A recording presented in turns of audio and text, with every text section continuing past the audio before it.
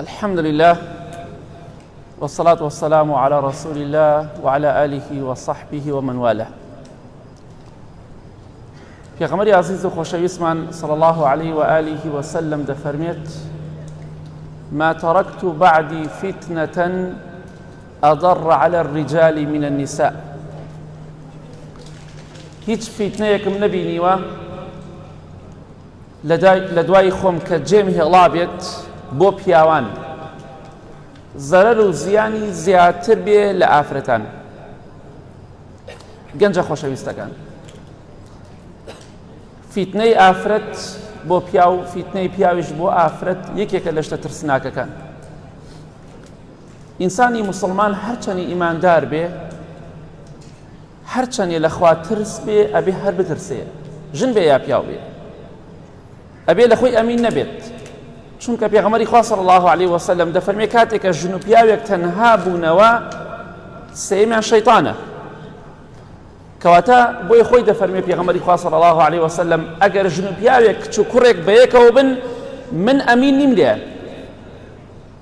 کەواتە ئاگاداری خۆت بە. ئیمامی سەعیدی کوڕی موسەیب، ئیمامی سەعیدی کوڕی جوبەیر ڕەحمەتی خوا لێبێ، ئەمە ئیمامی گەورەی تابعینن، ئەمە تەڵەبەی سەحابە بوون ئەمانە. ئیمامی عەتای کوڕی ئەبوو ڕەباح، ئیمامی مەیموونی کوڕی میهران، ئیمامی عەلی لە پێش هەموویانەوە ڕەزای خوا لێبێ، ئیمامی سۆفیانی ثەوری، ئیمامی یوسفی ئەسبات، کۆمەڵێک زانای گەورە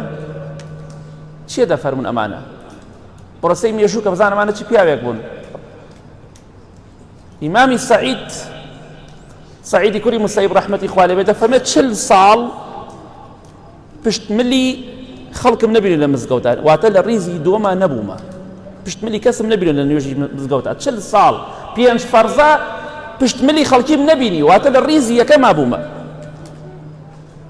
ئەمانە هەموویان دەفەرمون ئەگەر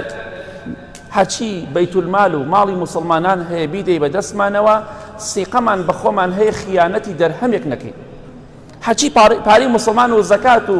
خێر و سەدەقەی موسڵمانانێک کە لە بەیتولمالە کۆکرایەوە هەمووی بخە بەردەستمان، سیقەمان بە خۆمانە خیانەتی دەرهەمێک دینارێک نەکەین. بەڵام لەگەڵ ئافرەتێکی ڕەشپێستی ناشرینی قێزە و نابین سیقەمان بە خۆمان نییە.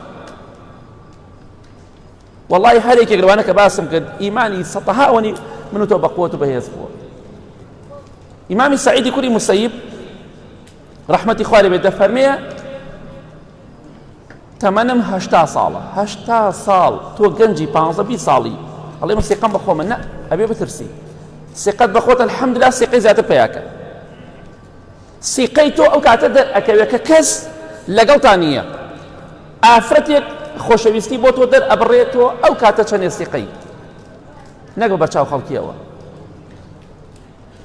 ئیمامی سەعید ڕەحمەتی خوا لێبێ دەیفەرموو سەعیدی کوڕی موسەیب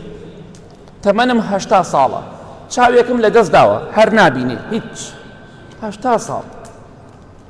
نابینایە، چاوێکی نابینێ، چاوەکەی تریشم شەوکوێرم، واتە بە شەو نابینێ، کەواتە نیو چاوی هەبووە، نیو چاو، چاوی بکەیتە دوو بەشەوە، بە ڕۆژ بینوێتی بە شەو نەیبینیوە. دەفەرمێت ئەم تەمەنە گەورەم هەیە، ئێستەیش سیقەم بە خۆم لێ لە ئافرەتە تەسم، لە فیتنەی ئافرەت. کەواتە خوشکی بەڕێزم تۆش لە فیتنەی پیاو بترسە. لەوانەیە ڕۆژێک بێت تووشی پەنا بەخوا بەهۆی بەدڕەوشتی و خراپەکاری و عەشق و خۆشەویستیەوە تووشی خراپەکاری بیت. خراپەکاری زۆر گەورە. ئینسانی موسڵمان دەبێ بترسێت. کچێکی ئیماندار کە خوا هیدایەتی ئەدات دەڵێ چاوم بە دنیا هەڵهێنا، ئەو کاتێک کە فامم کردەوە و شتم دەزانی باوکی خۆم دەبینی، باوکم شەو ڕۆژ خەریکی گوناه و تاوان. لەو کاتەوە کە دنیام بینیوە فامم کردوێتەوە لە شتێک گەشتومە، باوکم دەبینی بەردەوام خەریکی خراپەکاری بوو، عارەقی دەخوارد، خەریکی بەدڕەوشتی و خراپەکاری بوو. پەنا بەخوای گەورە لەگەڵمانە چاک بوو، مەسروفی چاکی دەکردین، بەڵام خراپەکار بوو، زۆر خراپەکار، کۆمەڵی هاوڕێی زۆر خراپی هەبوو. بەڵێ دەیوت هەموو شتێکتان بۆ بکەم کچەکانم بەس یەک مەرجمەیە لەسەرتان ئەوەندە مجریم بوو بەس نابێ بە هیچ جۆرە خۆتان داپۆشت مەمنوعە بۆ خۆتان ئەوە حەسان لە چی کوڕێکە قسەی لەگەڵا بکەن ئەوە پێشکەوتنە ئەمڕۆ هەنێک کەس پێیا بوونا لە باوکو دایکەکان وەڵاقەی چێکا کچەکەم با لەگە خەڵکییا قسە بکە پێشکەوتنە دینیش ئەوەنە قورس نییە قەیچێکە با کچەکەم کوڕەکەم دڵداری بکە خۆشەویستی بکە ئەوە بە حساب دەڵێ پێشکەوتنە یعنی خوای پەروەردگار پێشکەوتنی بۆ تۆ نەویستووە تۆ تەقلیدی ئەوروپا دەکەی ئەم پیاوە مجریمە خوانەناسە بە هیچ جۆرە ڕێگای نەئەدا هیچ کەسێک لە خێزانی و لە کچەکانی باڵاپۆش بن لە چک بدەن بەسەریانە دەوێت بۆ خۆتان حڕن کامل حڕ بن دایکشم زۆر جار دەیبینی کە باوکم خەریکی خراپەکاریە بەڵام هەر ئەو قسەی دەکرد ئەی باوکت خەریکی خراپەکاریە ئەزانم لەگەڵ ئافرەتی خەڵکایە بەس مادەم لە ماڵەوە نییە کێشە نییە پەنا بەخوای گەورە بەڵێ ئەم کچە دەڵێت باوکم زۆر نازی ئەدا بە من لە هەمویان بچووکتر بووم مناڵی بچووکی باوکم بوو باوکم چوو بۆ سەفەرێک مانگێ زیاتری پێچوو بەڵام لەگەڵ هاوڕێکانی ڕۆشتن بۆ فاحیشە و خراپەکاری و بەدڕەوشتی ئەو ڕۆشتن بۆ وڵاتەکانی تر پاریان هەبوو دەوڵەمەند بوون ئەچوون بۆ خراپەکاری پەنا بەخوا خەڵکی لە ئێستا لە کوردستانی خۆشمانەوە خەڵکە بۆ خۆی ئەعترافی کردو ئەڵێ ئەچوون بۆ تورکیا بۆ لوبنان بۆ فڵان شوێن بۆ خراپەکاریە چوو حتا نەفەری وها بۆ وتیانە کاکە تۆ شتە بۆچی وتێتی کاکە خۆم بۆ عمرە نەچوومە بۆچی چوومە بۆ خراپەکاری چووم ئیشمە تورکیا من چییە ئیشمە لوبنان چییە ناڵێم هەموو کەسێ بڕا بۆ ئەویشەکە بەڵام هەیشە ئەوە دەکات دەڵێ لەوێ کەس نامناسێ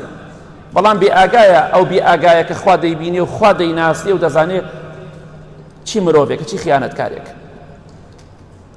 ئەم پیاوەش باوکی ئەم کچە دەڕۆژ بۆ خراپەکاری بۆ وڵاتێکی تر بۆ وڵاتە دراوسەکان بۆ ئەوەی کەس نەیناسێ لەوێنە لەگەڵ هاوڕێکانی خراپە بکات هەندێک کەسێک خوای گەورە نازم نیعمەتێکی پێبەخشیوە ماڵ و سەروەت و سامانێکی پێبەخشیوە نازانێ سەرفیکە بۆ خراپەکاری سەرفێکات بەڵام بە دڵنیایی لە ڕۆژی قیامەتە محاسبە دەکرێت لەسەر ئەوی یەک کاتێکت بۆ ئافرەتێ ناردووە شتێکت بۆ کڕیوە کە حەڵاڵی تۆ نییە بەڵێ دەڵێت باوکم ڕۆشت مانگێ زیاتری پێچوو لە سەفەرێک بۆ خراپەکاری برادەرێکی باوکم پەیوەندی بە ئێمەوە کرد وتی باوکتان دەگەڕێتەوە بۆ لاتان بەڵام بە مردووی باوکتان مرد تووشی ڕووداوی سیارە بوو ئەڵێ ئێمە زۆر بێتاقەت بووین زۆر خەفەتمان خوارد منیش گەنج بووم تازە پێگەیشتم باوکم لە سەفەردا مرد بەڵێ جەنازەی باوکم هاتەوە جەنازەی باوکم گەڕایەوە بۆ ماڵ بۆ وڵاتی خۆمان بۆ شاری خۆمان زۆر گریام کاتێکە تەعزیە تەواو بوو سەرخۆشی تەواو بوو پەیوەندیم کرد ئەم کچە دەڵێت پەیوەندیم کرد بە برادێکی خۆشەویستی باوکم کە لەگەڵیا بووە وتم تو خوا ڕاستیم پێ بڵێ باوکم بۆچی لەوێ چی دەکرد بۆچی وای بەسەرا هات وتی باوکت بەردەوام لە مزگەوت وتم نە بەخوا باوەڕم بۆ قسەیە نییە باوکم نە لە مزگەوت بووە نە بە ڕووداوی سیارێش ڕۆشتووە ڕاستیەکەم پێ بڵێ تو خوا باوکم بۆچی مرد چۆن مرد دەستی کرد بە گریان هاوڕێکەی باوکم زۆر بە کوڵ گریا وتی وەڵای مادەم سوێنت خوارد ناوی خوات هێنا ڕاستیەکەت پێ دەڵێ شەوێک لە شەوەکان لەگەڵ باوکتا چەند برادێک بووین عارەقمان خواردەوە فول سەرخۆش بووین بەڵێ بەڵام کۆمەڵی ئافرەتیشمان لەگەڵدا بوو ئافرەتی بەدڕەوشت و خراپەکار و زیناکەر من دەموت ئەو کچەی کە من لەگەڵ یا ڕادەبێوەرم زۆر جوانە باوکی تۆش دەیوت نە ئەوەی من زۆر جوانترە با بێت بیبینە بزانە من لەگەڵ چی ئافرەتێکا پەیوەندیم هەیە و زینای لەگەڵا دەکەم گوێ بگرم زان چی ڕۆدات مناقەشەمان بوو ئەو دەیوت ئەو ژنەی کە من لەگەڵا دەخەوم زۆر جوانە ئەو دەیوت نە ئینەکەی من جوانترە هەمووشی حرام زینا ئارەخۆر خوانە ناز نوێژنەکەر دوور لە خوا بۆی ئاگادار بە لەوانەیە ڕۆژێک کەسێک خەڵکە بوو کەسی چاک بوو نوێشکەر بڕوو لەخوا بوو عاشق بوو ئێستا ملوانکە نەملیایەتی نوێژی چی هەموو شتێک کۆتای پێات خوا دەزانێت چۆنیش دەمرێت ئەگەر خوا هیدایەتی نەدات بەڵێ دەڵێ باوکت وتی کچەکە گوتی ئێستا ئەو ئافرەتێک کە من لەگەڵی ڕادەبێرم پارەم داوە پێی دێتە ژوورە بزانە چەندێک جوانە ئافرەتەکە هاتە ژوورەوە زۆر جوان و کەشخە بوو جوان خۆی ڕازاندبووە ئەڵێ باوکت کە ئەم ئافرەتەی بینی ئەوەندە جوان بوو هاتە ژوورەوە خۆی ڕازاندبووەوە یەکسەر چوو سەژدەی بۆ ئافرەتە برد پەنا بەخوای گەڕ سەژدەی بۆ برد سەژدەی برد بۆ ئافرەت ئەڵێ وەڵاهی زۆر مایەوە لە سەژدەدا باوکت چونکە سوێنت خوا دەبێت ڕاستیەکەت پێ بڵێ بەردەوام بڵێ خوایە ئاخرم خێرکەی ئاخرم شەڕ نەکەی باوکت چووە سەژدە بۆ ئافرەتە کە هەر ئافرەتەکەی بینی کە هاتە ژوورۆ پێشەوەی لەگەڵ یا پەنا بەخوا بوێ ڕابوێرێت سەژدەی بۆ برد چووە سەژدە چۆن ئینسان نوێژ دەکات ئاوا چووە سەژدە بۆ ئافرەتێکی بەدڕەوشت وەکو خۆی هەڵنەسایە لە سەژدە چەندێ بانگ کرد جوامی نەدامەوە ئەڵێ ڕۆشتم ئامێکت باوکت کەوت سێکم لە سەژدا گیانی دەرچوو بەڵام سەژدەی بۆ کێ برد بۆ ئافرەتێکی بەدڕەوشت بە سەرخۆشی بە بەدڕەوشتی بە خراپەکاری دنیای بەجێهێڵا بە شەرمەزاری ئوم سەلەمەی خێزانی پێغەمبەری خوا صلی الله عليه وسلم پرسیاریان لێ کرد پێغەمبەری خوا صلی الله عليه وسلم چی دوعایەکی زۆر دەکرد دەیفەرموو زۆر ئەو دوعای دەکرد ئەی خوای پەروەردگار ئەی ئەو پەروەردگاری کە دڵەکان هەڵەگەڕێنیتەوە لە باش بۆ خراپ لە خراپ بۆ باش لە ئیمان بۆ هیدایەت بۆ هیدایەتی چاکتر دوایە پەنا بخوا لە ئیمان بۆ کوفر لە کوفر بۆ ئیمان دڵەکان هەڵەگەڕێنیتەوە هیدایەت و ڕێنمونی و هەموو شتێک بەدەستی تۆ ئێ پەروەردگار دڵم ثابت کە جێگیرکە لەسەر دینداری خواپەرستی واتە پێغەمبەری خوا صلی الله عليه وسلم بەردەوام دەیفەرموو خوایە گیان دڵم جێگیر و ثابت کە لەسەر دینداری خواپەرستی تۆش پێویستە هەموو کاتێک بڵێ خوایە ئاخرم خێرکە چونکە خۆشەویستی خوا فەرمیە صلی الله عليه وسلم ئینسان کۆتایەکەی شەرتە بە چی بڕوات هەیە بە ئیمان و بە تەقواوە بە نوێژەوە بە عیبادەتەوە بە ڕۆژوە دەڕوات هەیشە پەنا بەخوا لە شوێنی خراپەکاریە دەمرێت ئەم بەدبەختە نەکبەتە هەم دنیای چوو هەم قیامەتیش بەسەر شۆڕی ئەو ئافرەتی کە سەژدەی بۆ برد پێی نەگەیشت ئەم کچە ئیماندارە دەڵێت هەر ئەوەندە ئەو گوێم لەو قسەیە بوو باوکم بە چی شێوەیەک مردووە بە چەندێ بەسەر شۆڕی و ڕسوایی مردووە وەڵڵاهی زانیم باوکم ئاخر شەڕ بووە زۆر گریام دەست نوێژم کرد داوام کرد لە خوای گەورە خوایە گیان لێم خۆش بە کە من عیبادەتم بۆ تۆ نەکرد و خۆشم کرد بە کەسێکی باڵا پۆش خۆم داپۆشی لە چکی جوان جلوبەرگی شەرعی تۆبەم کرد و گەڕامەوە بۆ لای خوا دوای مردنی باوکم کە بینیم باوکم بەو شێوەیە مرد لە خۆم ترسام توش کەسێکە بینی لەسەر خراپەکاری دەمرێت هەوڵ بدە پشتیوان بەخوا چاک بە بۆی خوای پەروەردگار ئاخرت بەخێر بگێڕێ بۆ ڕسیب مێژوو کە هەزارەها کەس لە سەژدا مرد هەشە لە مەسرەحی و لە گوڵەکاتی گۆرانیان مرد هەیە بە سەرخۆشی مرد پەنا بەخوا هەبووە خەریکی زیناکردن بۆ مردووە لەگەڵ ئافرەتی خراپە بووە بۆیە بگەڕێنە بۆ لای خوا هەتاکو زیندوی بەردەوامیش بڵێ خوایە ئاخرم خێرکەی لەوانەیە لەو کاتێک کە تۆ لەگەڵ ئەو ئافرەتە بە نامەحرەمی قسەکەی خۆشەویستی بەدلەکەن ئالەو کاتە مەلەکولمەوتی ڕۆحت بکێشێ تۆ ئاخر شەڕبی لەوانەیە ئەو کاتی لەگەڵ ئافرەتێکی نامەحرەمە لە شوێنێکە قاوێ چایەک دەخۆیتەوە بە سیارەکەی خۆت هەڵیەگری بۆ شوێنێ بیبەی لەوانەیە لێ خۆ ڕۆحت بکێشێت بەسەر شۆڕی بمریت بە ئاخر شەڕی بمریت کەواتە بگەڕێرە بۆ لای خوا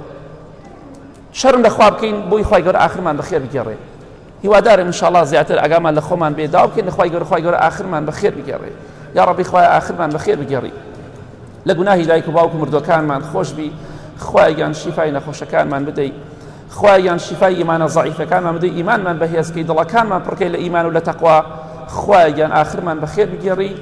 خوایان ئاخرمان بەخێر بگێڕی لەسەر ئیمان و تەقوا و عیبادەت و خواپەرستی بمانمرێنی بمانژێنی آمین آمین آمین وصلى الله على محمد وآله وصحبه أجمعين